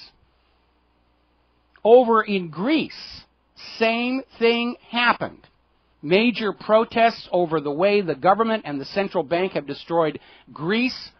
They sent in the army to deal with those uppity protesters. The military stood down, trading high fives with the protesters. This is why all these world leaders are so scared. Their push for a global government and a global central bank has set the stage for a global revolution that is going to kick them all out. Every private central bank across the face of planet Earth is going to go away at the same time. Going to take a break for commercials. We'll be back. Aloha, America. Welcome back to the show here. And Claire's in here just a little early, one segment early, but we'll get to her in a little tiny bit here. Interesting story coming out of antiwar.com. The White House has now issued a statement. It's unacceptable for the Syrian government to retake Qusar from the rebels. What kind of a bogus statement is that? It's the Syrian government that's doing this. It's the nation of Syria. They're fighting a hired mercenary army supplied from foreign sources, manned by foreigners. 95% of the so-called Free Syria army are not Syrian. On what twisted, psychotic SSRI fuzzed logic does the White House say it's unacceptable for the Syrian government to take control of its own territory? Especially a government that has now arrogated for itself the right to simply grab all of your phone communications and computer communications and save it all. By the way, something I want to think about here, want you all to think about here, especially with regards to this PRISM system that is recording all your data, or the fact that the NSA is saving all the metadata at the very least from your phones, where you're going. They're keeping track of where you go from your phone's GPS system. Many years ago, when I was living in North Hollywood, and I was on the way home from a very stressful day, working on a picture, and I decided, because I had no alcohol in the house, I was just going to stop at a bar. I'm not normally a bar person. I'm going to stop at a bar. I'd driven by it a couple of times. I'm just going to go in and have myself a little something before I go home. And I walked into it. Everybody was very friendly. And it took me a while to realize I had, without realizing it, I'd walked into a gay bar, which wasn't a problem. Not for them, not for me. We're just folks hanging out there. But it was a gay bar. And I had a glass of wine and I went home.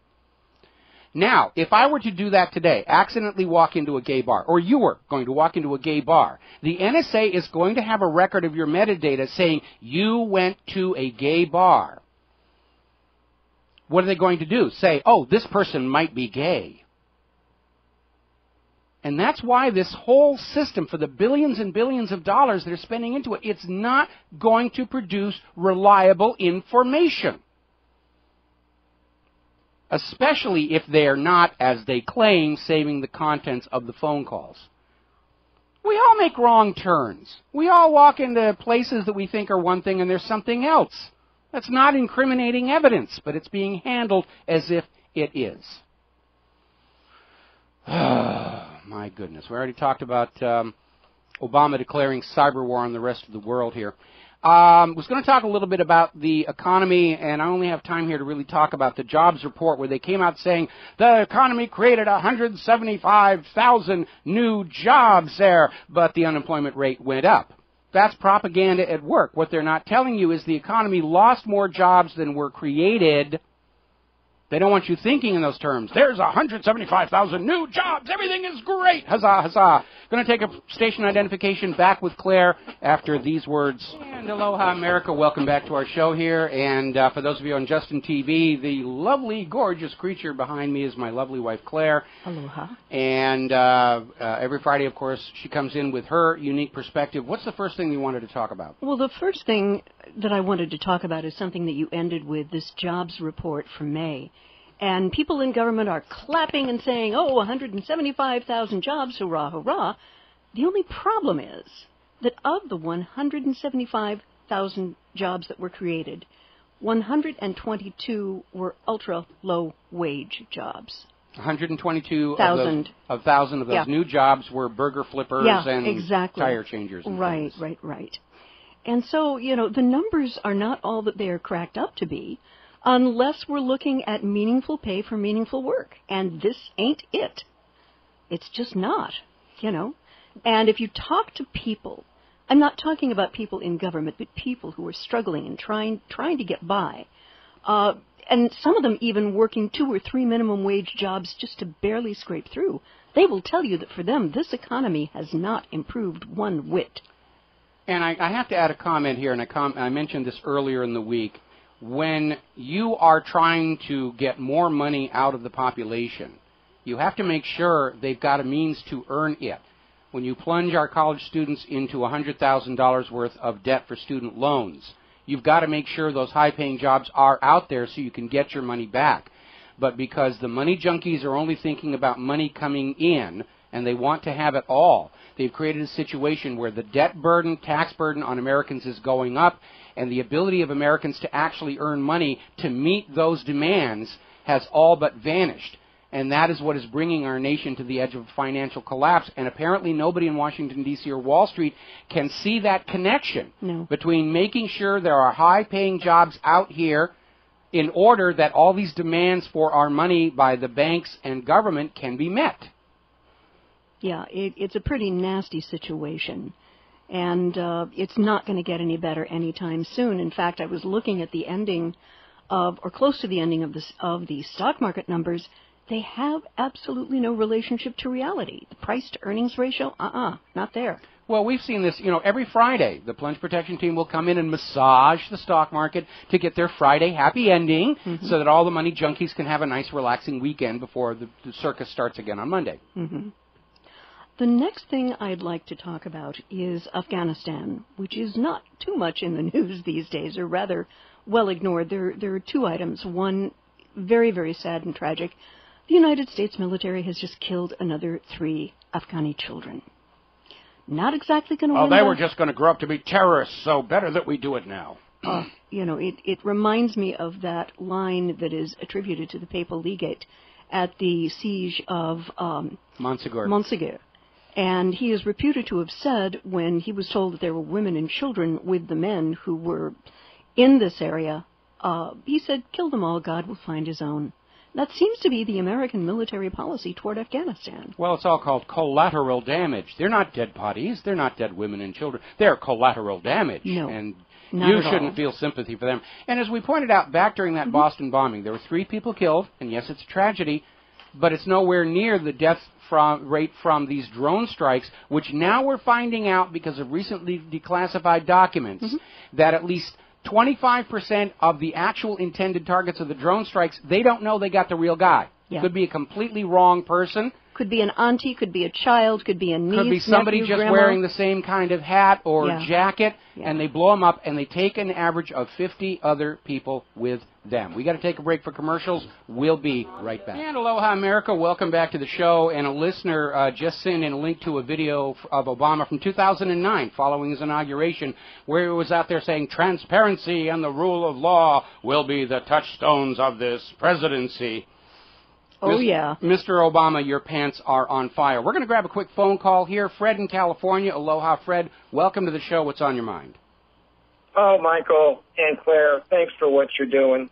I'm very upset today. I eventually got to RBN through being very disabled, and I read history for 10 years to get away from a lot of the pain. And eventually I found a website that, to my astonishment, discusses what I found out. I never knew, And I was on the corporate office. I called Verizon today. I was so upset, and I'm upset right now. And at first I called Verizon, and I was getting denials. Then I asked, well, give me the corporate number. And, well, we don't have it. I said, well, why don't you call NSA? Good move there. Good move. But no, and the other thing I told her, I said, you got to correct your answering service because you say that this phone call is being monitored for educational purposes. No, it's not. It's being monitored for secretive services. And I'm upset. and let me bring this fact up, and I can't take credit for this comment. It was done through another stream on your show.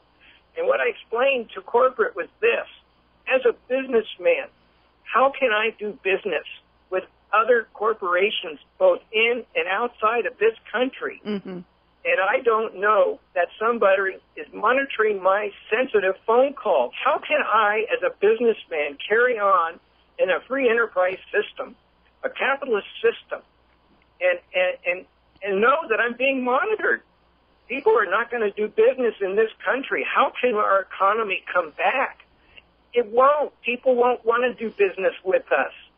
Well, it's even more fundamental than that. People aren't going to want to try and invest the time and effort into developing new products and services when they know that these bozos over at the FBI and the NSA are simply going to steal their ideas and rush them to market, or if they know you're about to introduce a new product, they'll go over to the stock market and buy stock in your company and make money off of your work.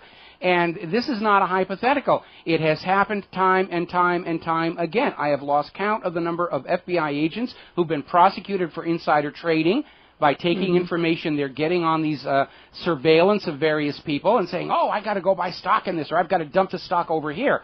In order to maximize their own gain. We have talked earlier in the week about the scandal up at the Seattle Asia-Pacific Economic Conference, where U.S. intelligence agencies were stealing corporate business secrets from conference attendees to give to political cronies. So we know it goes on all the time. And that's why this government claim about, well, if you've got nothing to hide, you've got nothing to be afraid of. Yeah, we all have something to hide from the government. And it doesn't make us criminals, and it doesn't make us terrorists. It makes us very aware that we should be distrusting the U.S. government. Why? Because it is the U.S. government. And, she said, well, we were just complying with a court order. I said, that's not what I'm calling about.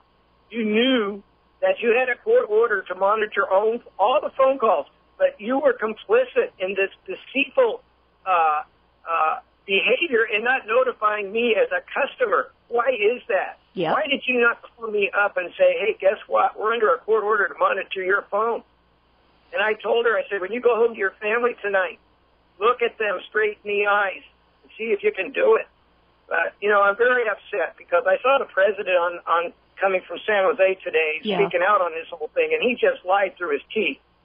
And there was one book in the hundreds that I have read that I always put off because it was a very difficult read. It was like -10 font, and it was 3 inches thick, and that was called The Rise and Fall of the Third Reich. Mm-hmm. And what my astonishment, to my utter astonishment, I thought I was going to learn something about what caused Germany to do what it did.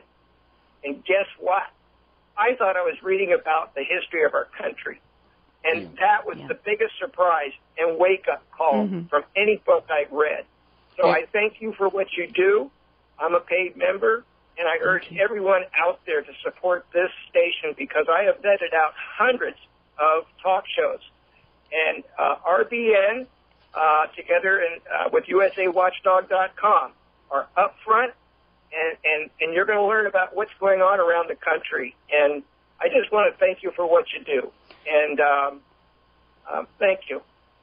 Well, thank you very much for the kind words, and thank you for your support of RBN. And we do need your support, obviously, and this seems like a good time to mention that Republic Broadcasting is still wrapping up their fundraiser, the 1,000 Ounce of Silver campaign. We know we had a caller yesterday who just sent us a couple of Canadian silver maple leaf coins, and every little tiny bit is going to help because RBN, we, contrary to that earlier phone call, we don't get black boxes full of cash to lie to you. We don't get corporate sponsorship. We don't have major advertisers. We don't get checks from shadowy non-governmental organizations. We are a true people's network, and we rely on the people to keep us going and keep getting that message out there. And obviously, with this week's revelations about the NSA spying, guess what? We were right. Corporate media was wrong. And now we're even getting people in the corporate media saying, we should have listened when you were screaming about the USA Patriot Act.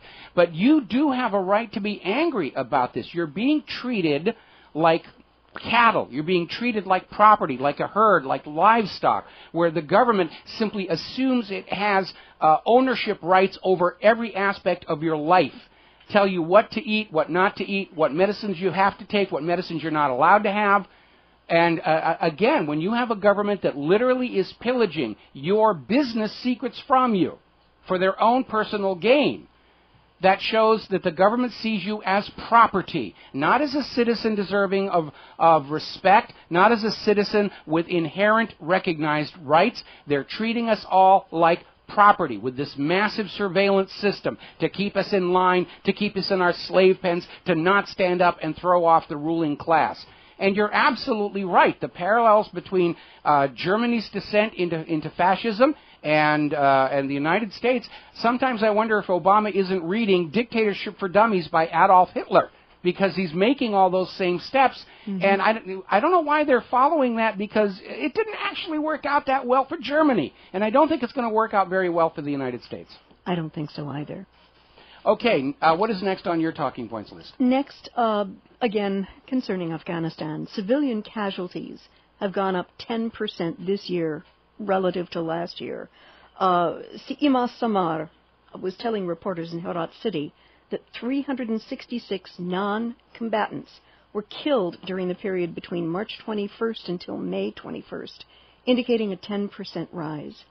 And this just gets me furious, because, Mike, if the leadership in the U.S. government and NATO had a shred of sense between them, they would evacuate, they would pull out the troops as safely as possible to prevent any kind of damage against the troops. No. We've got to keep that opium flowing. Remember, the Taliban had absolutely shut down the opium flowing out of Afghanistan. Yep. And so we had to invade, and as soon as the U.S. invaded, the poppies were blooming. Poppies, yeah. and the heroin was flowing back into the streets of the United States and into Russia. They're not too happy about that. And as long as there is oil or opium to be had in Afghanistan, they will gladly throw as many of your young sons and daughters into the fray as it takes to keep the profits high. Oh, we got a call on the line. Karen Dostato is joining us. Oh, Karen. hi, Karen. Hi, Karen. Aloha. What's on your mind? Hi, aloha to you. It's nice to hear your lovely wife's voice here. Hi, Claire. Hi, Karen. Well, I'm calling to let folks know that tomorrow is the marathon. I wasn't sure whether or not, Michael, you would be able to join us with Charlie McGrath, which is always one of our favorite pairings, because you two get along so well. Well, I just stay quiet and let him talk. That's why it works out so smoothly. Let's have this discussion off air. I don't know if I'm available or not. I have to look at my calendar, but let's settle that later on in the day, okay? All right, we'll do that. And I'm also wanting to let the listeners know that after the one tomorrow, the future of the marathons is uncertain. United We Strike is still very much alive. We're still promoting the 15th. I am still promoting the 15th, as well as promoting the idea of some type of peaceful resistance in your neighborhood over the 4th of July weekend. Maybe a good thing to do is to make your own American flag with your family instead of buying a bunch of Chinese-made propaganda and pollutants. You know, do something to keep the money out of their pockets. Don't let the money junkies win, and they're looking for a big payday. And instead of feedom, which is what we're all forced under, let's go for some real freedom, keep our money, and start thinking about what we can do collectively. I am going to be stepping back only from the marathons because it's now, believe it or not, almost 5 years. And it's time for me to step into my life. I've got some other creative things that I'm doing, and let go just of that part. So I want folks to know that, and to thank you very much for supporting this all along. And again, the site is still up. I just am taking a break and saving my hot air for myself. Well, I certainly know how that works. And Karen, thank you very much for the phone call. We're coming up on a commercial break. I have a few words in response to that when we come back from these words from our sponsors. And aloha, America. Welcome back to the show. And before we go back to Claire here, in response to my comment about Obama obviously reading Dictatorship for Dummies by Adolf Hitler, one of our listeners sent in the following quote: "The best way to take control over a people and control them utterly is to take a little of their freedom at a time, to erode rights by 1,000 tiny and almost imperceptible reductions. In this way, the people will not see those rights and freedoms being removed until past the point at which these changes cannot be reversed. That's Adolf Hitler. And I don't know why Obama and his minions are following Hitler's blueprint, because Germany did lose the war. But we seem to see this attitude about it's okay to take away the rights and freedoms and control the people. Mussolini thought that way, right up to the point they machine-gunned him to death on Romanian television. I'm sorry, until they hung him. Yes. I'm confusing him with Ceausescu. There are so many dictators and tyrants. Ceausescu thought the same way before they machine-gunned him to death on Romanian television. Louis XVI thought the same way right up until the day he got his haircut. Charles I thought the same way right up to the day he got his haircut. Not as nice a one as Louis XVI. The curse of all political power throughout history is it attracts the very sort of people who should never be allowed to have it. And in my arguments against globalism, I've often said, what happens when you have a global government and a new Hitler or a new Mussolini or a new Stalin comes to power, as it inevitably will? And remember all those people who, when 20 years ago, almost 20 years ago, when we were starting this website, and I was starting my political activist career, and I would get all these people coming and say, oh, that could never happen here. Well, I'm sure they're going to shut the heck up now because, folks, it just did. All righty. We have one more call here. Brian in Ohio. Aloha, Brian. Welcome to the show. What's on your mind? I called the National Security Agency today. I'm sure they knew it was you before they even picked up the phone. I'm sure they did. I read them the Fourth Amendment, and they told me that they're Americans just like us, and they're not violating the Constitution in any way. My goodness, I'm surprised they didn't knock the phone out of their hand with their nose growing that fast. They must interpret it differently than us. Yeah, well, it's not open to interpretation. As we keep telling you, it's the Bill of Rights. It's not a bill of suggestions. Yes. Okay. Well, I just thought I'd share that with you. Oh, well, thank you very much. And, of course, they're going to say, no, we're in compliance with the law. We're the super spook spies here. We would never do anything wrong. We're a bunch of new James Bonds here. And we know what it is. It's a bunch of computer geeks, with bad body odor and poor hygiene and grooming. And they go home at night and whack off to old James Bond movies and think they're actually doing something good in the world. They had, again, going back to the Nazis, look at the regalia. I mean, the Nazis were just famous for good-looking uniforms and badges and buttons and all the decorations. They looked impressive, and they were constantly told, you're the superior people and everything that you do is right. Wrong. Like I said, they lost the war. Why is the United States government following that same model when it leads to disaster? All right, we're running out of time here. Claire, what's your next topic?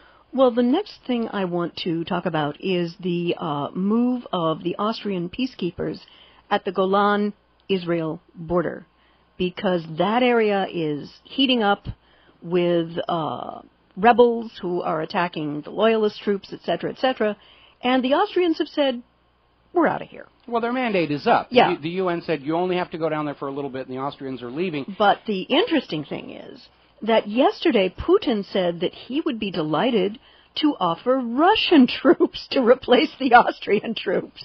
Russia's a member of the United Nations. Oh, yeah. It's definitely within their responsibility and rights to do that. And the latest update is that the UN spokesman Farhan Haq told RIA Novosti today that the UN would be very delighted to have the Russians replacing the Austrians as the peacekeeping part of the peacekeeping team. My goodness, that's going to make it a little bit harder for Israel to go across the Golan and grab a larger piece of Syria for themselves. Yes. Putin is a chess player, and he is very, very good at it. Yeah. And the reason, one of the reasons he's going to prevail is our government, they're poker players. They go by bluff and bluster and hoax and hiding things.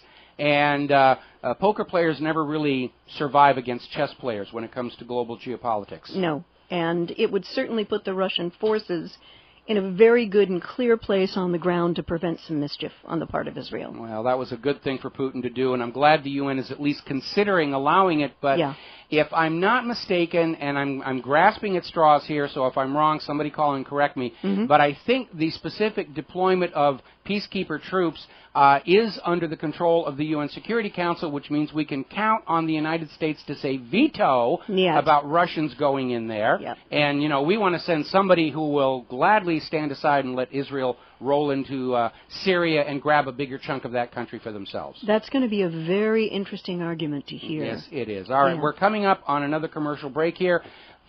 There's the music, in fact, and we'll be back after these words. And aloha, America. Welcome back to the show. And apparently the latest chapter in the theatrical production of Talk Americans Out of Their Guns is underway at Santa Monica College. They're reporting there's been a gunman opening fire on the college campus. Multiple victims are being reported here. And again, with the NSA grabbing everybody's phone calls and computer messages, they weren't able to stop the shooter. So either the shooter is another one of these staged frauds, or this multi-billion-dollar surveillance system does not work. Epic fail number 2 after Boston. Going to take a phone call here. George in Texas. Aloha, George. Welcome to the show. What's on your mind? How you doing, Mike? Doing fine. Well, you know, that was a nice thing to see. I was at a donut shop, and one young police officer was harassing a couple of kids outside eating dinner, or because they had long hair or something like that. Well, backup comes, and there was like 2 senior officers, and the 2 senior officers told the couple kindly go inside and eat and all that stuff. And I just heard, and we can hear from outside through the glass, these 2 cops ripping this young punk cop. Well, that's good. I mean, I understand right now the police understand they're dealing with a very, very negative public image from all the abuse, from all the harassment, the tasings. I mean, that tragedy earlier in the week where this father was trying to rescue his 8-year-old from a fire and the cops tased him and allowed the kid to die. And so I'm sure that probably at least at the mid-level officers in the police department, they're saying, we got to get this under control, you know, because we're losing the support of the public, and they absolutely are. I don't support the police any longer. They're no good at all. They're out there to write tickets and look for trouble so that they can, you know, make easy arrests and look good to their superiors, but they're not dealing with the real crime out there. Absolutely not. They don't want the crime to go away, because then the police departments would start cutting staff. The police department needs crime as much as the medical industry needs illness, just like the banking industry needs death. Well, like I say, this was a small-town police department, and this guy was a rookie. And all I heard was from one of the cops saying, this is not to show cops. We're not in Houston or Dallas. This is a small town. I forget what the small town was. I wonder if the rookie cop was a recently returned veteran, because I know they're given preferential hiring for the police departments, and the problem is these kids are coming back from the war zone with that mentality of being a soldier in a hostile population, and worse, most of them are addicted to SSRIs. That's it. Yeah. And, but you know, the thing is, another thing I'm writing something about is called it's basically giving the reasons why we don't need Homeland Security no more. We never did. Homeland Security is not about securing the homeland. It's about protecting the government from the people. That's also the same situation with the Federal Emergency Management Agency. It's about continuity of the government and protecting the government against the American people. That's why they do such a crappy job during situations like Hurricane Sandy or Hurricane Katrina. That's not really their job. They go out and pretend to care for the people because that's what the Americans were sold for, the existence of these agencies. But Department of Homeland Security and FEMA are all about protecting the government from the American people. That's what their real goal is. Well, thank you, Mike. Thank you, Claire. Have a good weekend. All right, same to you. And you wanted to talk about Pakistan. Yes. There was a very poignant and very difficult article to read coming out of Russia today. And it was captioned, "America is our worst enemy." And it was a Pakistani victim of a U.S. airstrike. And apparently we've killed over 1,000 civilians, while the U.S. maintains they only target terrorists. And victims of drone warfare live in constant fear of another attack. another strike. There was a gentleman, just a guy, on his way to work. His name is Amin Ullah. And at a mine near his village, when a drone struck the area, this is just a guy trying to get to work. He lost his leg in the attack, and 3 other miners were killed. The Americans should be able to tell an ordinary person from a Taliban leader, he said. They should know who they're killing. And he said, death is above our heads all the time. Now, Mike, in my world, these drone strikes are reprehensible, immoral, and illegal. But they're terrorism. Yeah, they're terrorism. But Obama is using the drone strikes into Pakistan and Yemen for exactly the same reason the Nazis used the V-1 buzz bomb and the V-2 ballistic missile against Britain, to terrorize the people into pressuring their government to capitulate to the demands of the conqueror. And it didn't work in Britain. Not going to work in Pakistan. It's not going to work in Pakistan Afghanistan. or Yemen. It is angering the people harder against U.S. interests. They're making all the same mistakes that the Nazis did, and I don't know where it is they think they're going to have a different outcome. Yeah, it's one of the most ham-fistedly, pig-headedly, counterproductive kinds of tactics that they could possibly be They've got to be using. on SSRIs in Washington, D.C. They've got to. They're not making good decisions. No one's thinking. They're not making good choices. And what we could do, in places like Pakistan, is have a very clear and transparent understanding that the aid isn't just going to higher-ups in the government to look the other way every time we run a drone strike, but that food, medicine gets to the people who actually desperately need it, to foster what I would call public-private partnerships to build infrastructure, schools, hospitals, bridges, and, give people a sense that the government is at least a little bit trying to work in their benefit. But, of course, those steps would be logical. Well, they're also expensive. And the whole point of all of this is money for the bankers, and there are token efforts to improve the life of people in these invaded countries in order to salve the conscience of Americans who know in their hearts that these wars are wrong, but they really don't want to get up and stand up to the government about it. So the government says, look, we built them a new police station. That makes life all okay, and it was worth the war. And the reality is that in every one of these invaded nations, the quality of life for the people has gone into a tailspin. Yes. And I mention that police station specifically because that was one of the showcase projects the U.S. built for Iraq following the invasion and the lynching of Saddam Hussein.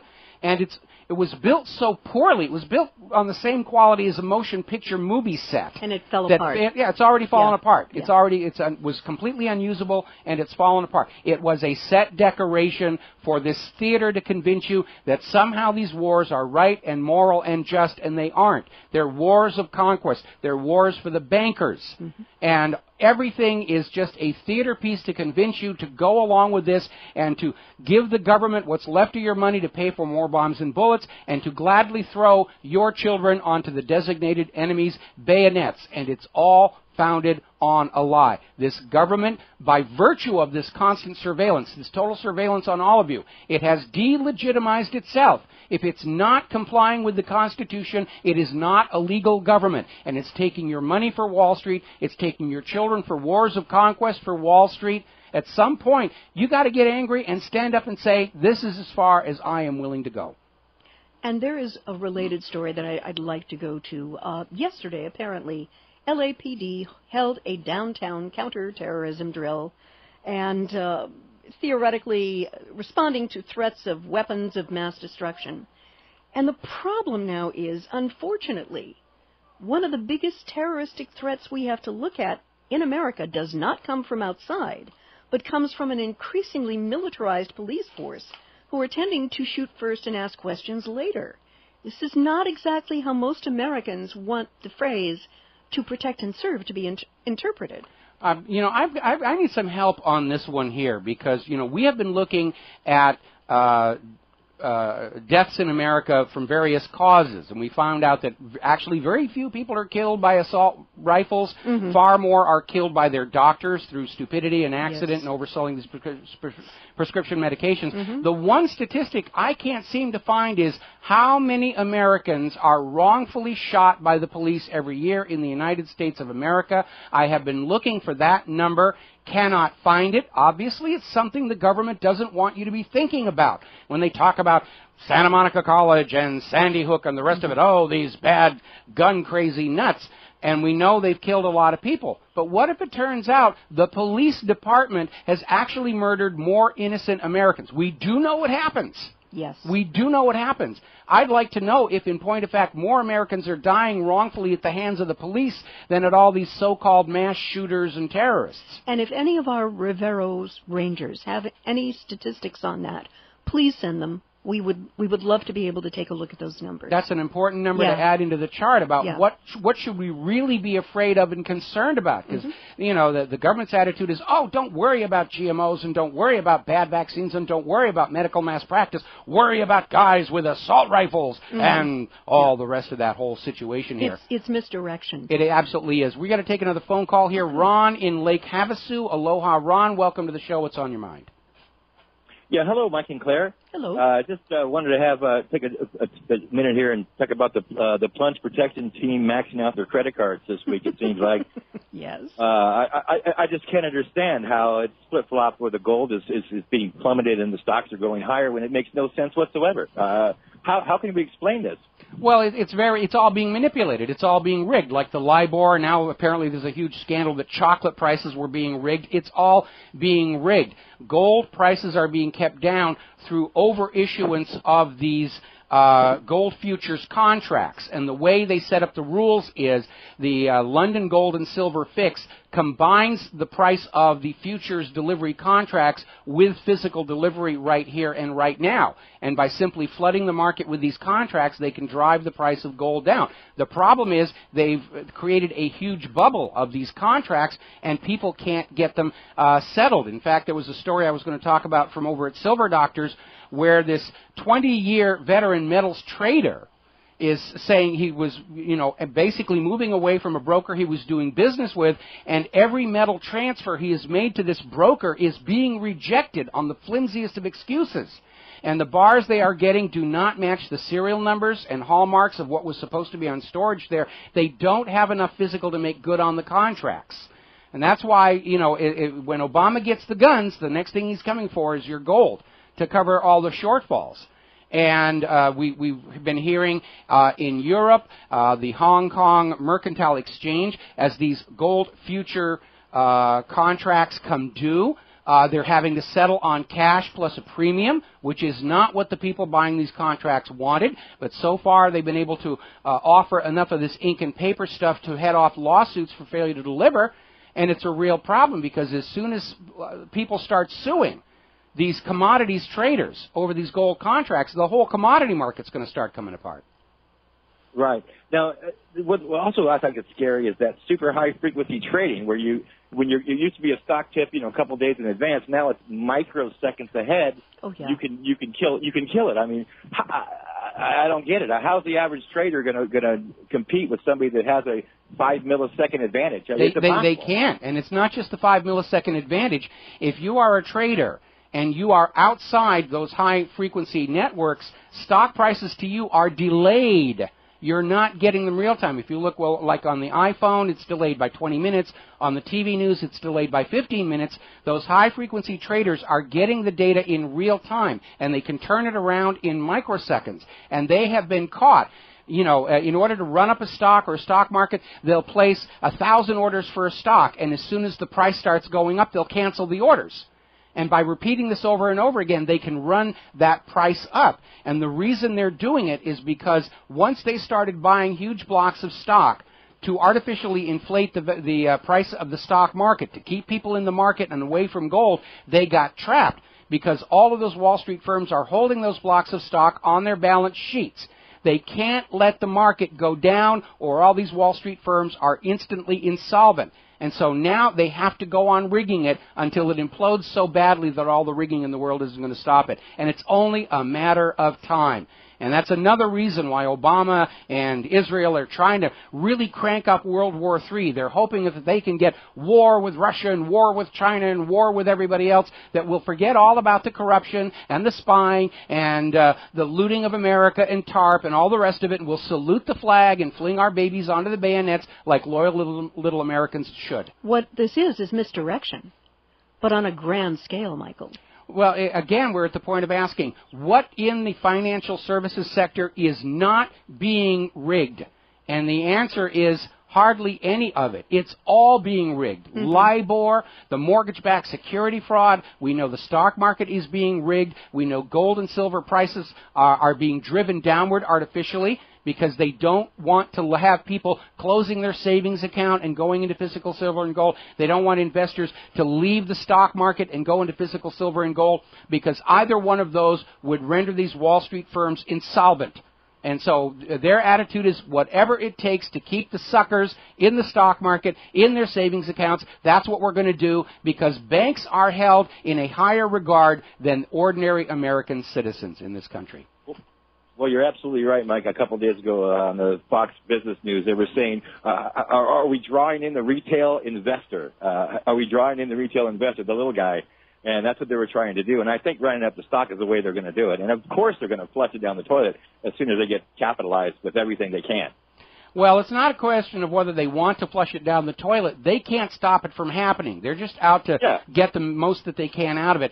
Many years ago, there was a book called The Day the Bubble Burst about the crash of 1929, and I was actually an actor when Fox did a TV movie on Day the Bubble Burst, and we had William Hupt, who had been an investor on Wall Street when the crash happened, and he was the consultant for the show.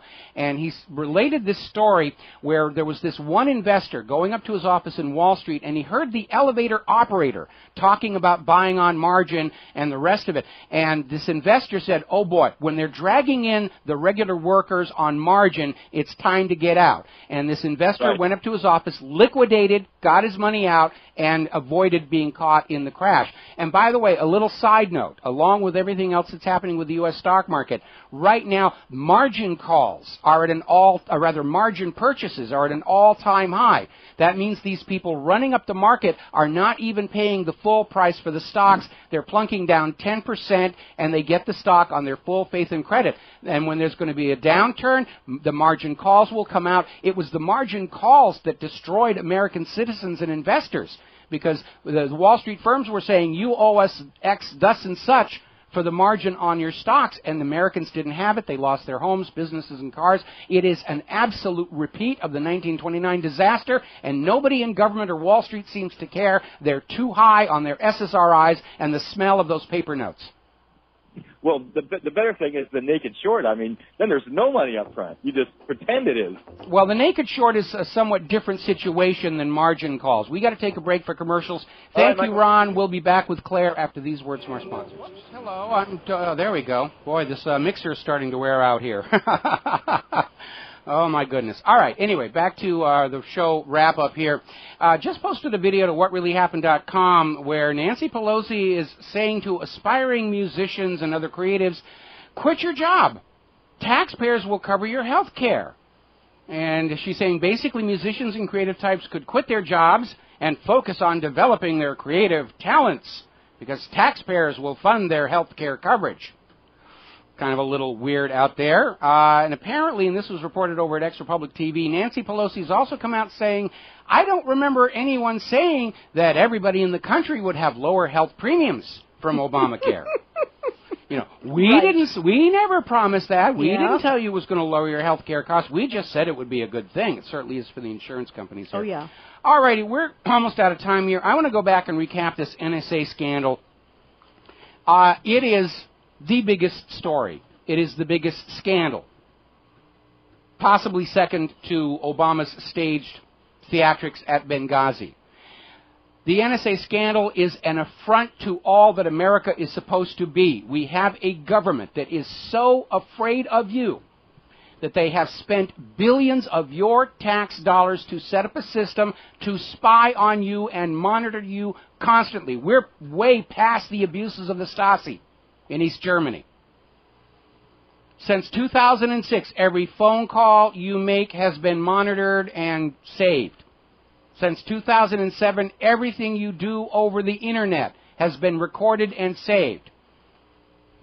And we know from the Washington Post report that the president is getting intelligence reports based on the take from this system. So it is a lie when they say we're not really looking at the content without a warrant and probable cause. They're scanning it all. This is unconstitutional. It violates the Fourth Amendment. The targeting of the Tea Party and Occupy protesters to be location tracked through their cell phones is a violation of the First Amendment. All of this is a violation of the 10th Amendment. We live in a nation with a government that has rendered itself completely illegitimate, unlawful, and unconstitutional. And they're doing it because they are afraid. They're doing it because the American people have awakened to the fact this government lies to everybody. They lied about torpedoes in the Gulf of Tonkin. They lied about mines in Havana Harbor. They lied about the ratification of the 16th Amendment. This government sold us into the slavery of the exact same private central bank we fought a revolution to be free of, but now we know it, and they know we know it. And they're trying to figure out some way to return us to serfdom, some way to take us back to the 1950s where the government will pronounce and you will believe obediently. It's not going to happen. This is a government that has no respect for you as a human being at all. You should be angry. You should be furious. You should be enraged. And if you are not, there is something really wrong with you. That's it for our show. Have a good weekend. We'll be back here Monday on the Republic Broadcasting Network. Until then, stay angry, stay skeptical, stay informed, make good choices. Aloha, America.